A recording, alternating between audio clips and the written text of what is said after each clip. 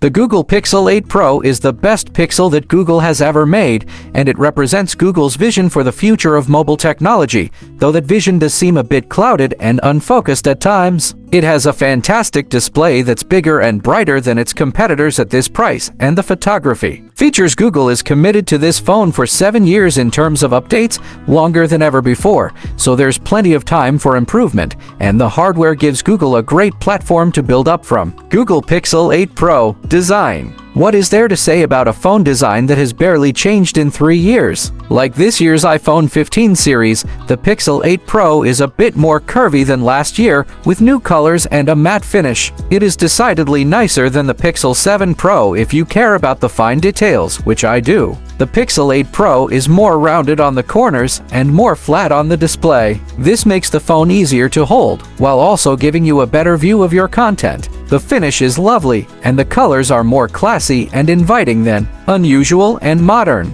Most folks love the bay blue best, but I'm into these cream-colored phones that dominated 2023, so I asked for a porcelain sample from Google for my review.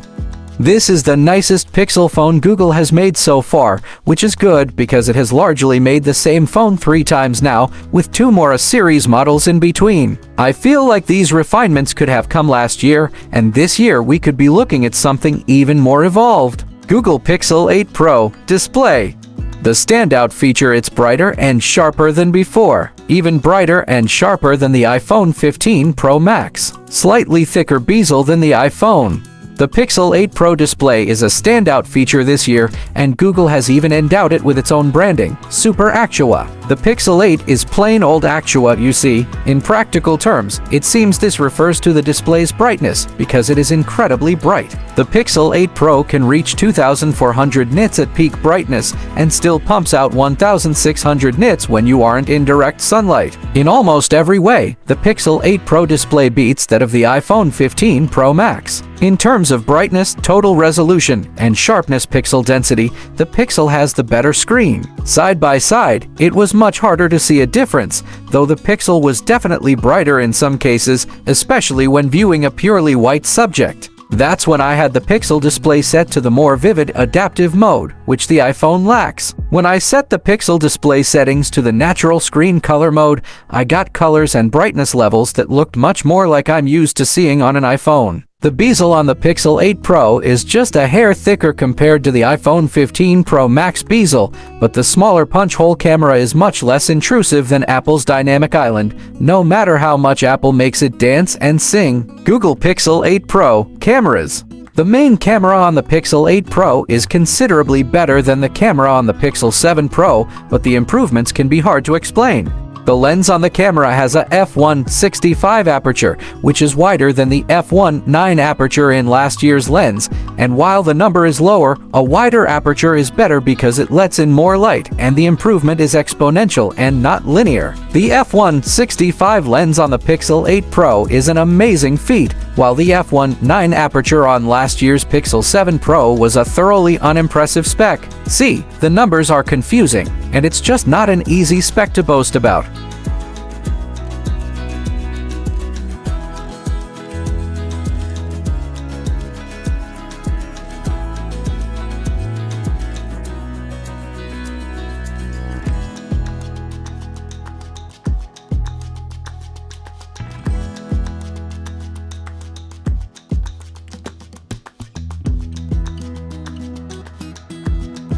Macro photography is better on the Pixel 8 Pro than on the iPhone, and even if you aren't going for a macro look, you can still get closer to your subject with the Pixel. The Pixel 8 Pro also handled food photos much better than the iPhone. That natural look the iPhone tends towards can make dishes look unappetizing in bad lighting. It's better to have a camera that can do some enhancements. Once you've taken your photos, it's off to Google Photos to edit them, and Google Photos on the Pixel 8 family is a special app. It has features you won't find on other Pixel phones, Android phones, iPhones, or even on the desktop. We've seen Magic Eraser before, but Google is taking this functionality to a new level with Magic Editor. When you launch Magic Editor by tapping the enticing, colorful button, Google opens a new suite of generative AI tools to help you fake your shots like a pro. You can still erase, and here Google does a much better job of creating a background to replace what's now. You can also easily manipulate objects in your photo. You can move things around, make things larger or smaller, and generally make the image look completely different. Google Pixel 8 Pro Performance. On the other hand, the Pixel 8 Pro is an all-around solid device, especially compared to other phones in this price range. Battery life is excellent thanks to a larger battery and better power management, courtesy of Google's Tensor G3 chipset. The display is snappy and smooth, and it makes Google's interface design pop when you want, or mimic the subdued and natural iPhone tones if you prefer. Performance is tough to measure on a Pixel phone. In terms of raw performance, pushing games and graphics to new heights, the Pixel 8 Pro does just fine, but it won't win any competitions. It handled all of my favorite games and ran high-resolution videos smoothly, but everything looked better on phones like the iPhone 15 Pro or even older Android phones like the Galaxy S23 Ultra, which can be found for around the same price as the Pixel 8 Pro now that it's 8 months old. When the Pixel 8 Pro is running Google's special machine learning features, it stumbles quite a bit. When you edit photos with the new Magic Editor, it takes a while to open the app, then longer to create the edits, and it frequently crashes while saving a copy. The AI wallpaper feature is cool, but it took several seconds to create a single set of wallpapers. Maybe Google will support this phone for 7 years for real, giving it every software upgrade and every new feature that it invents between now and 2030. Or maybe this phone will only get a portion of those upgrades and new features every now and then. Or maybe Google will invent an entirely new class of Android for old phones like this one. Some disappointing, stripped-down version that will work with the oldest devices. Performance score, 3 marks out of 5. Google Pixel 8 Pro Review. Software. There are a few bright spots in the Pixel 8 Pro's software improvements, couched in the machine learning and AI direction that Google is taking. The new call screening feature works impeccably well. I tried calling my Pixel 8 Pro from another number and the voice sounded natural, if a bit too casual, but that's a good problem. Better a casual robot screening my calls than a stilted digital voice. The new AI wallpaper is surprisingly interesting. It seems limited at first, since it isn't actually a free-for-all generative AI creating images. Instead, it gives you a Mad Libs-like selection of categories and prompts. You might choose an imaginary scene of a surreal bicycle made of flowers in shades of pink and purple.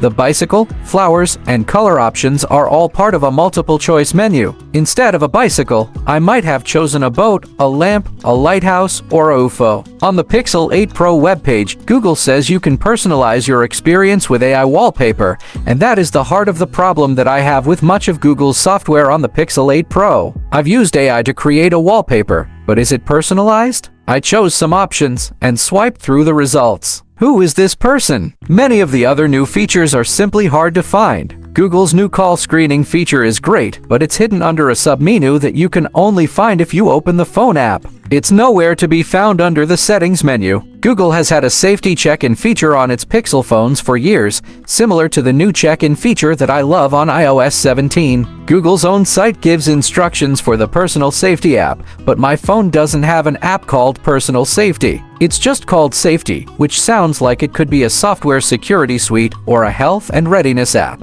It could be an app for the Boy Scouts, for all it stands out. Google Pixel 8 Pro Battery Life.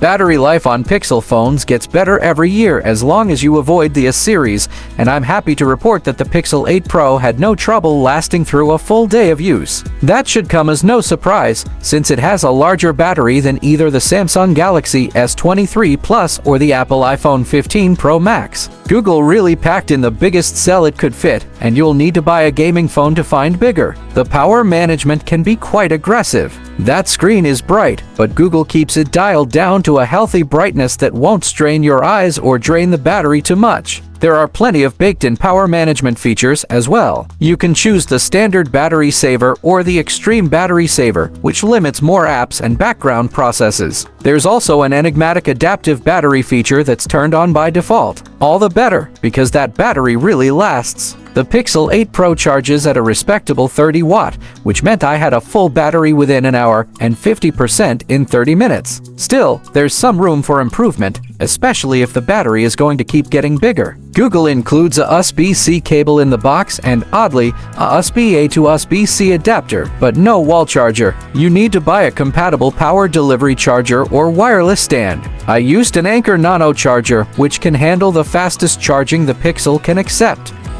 For more informative videos, please subscribe Info of Tech.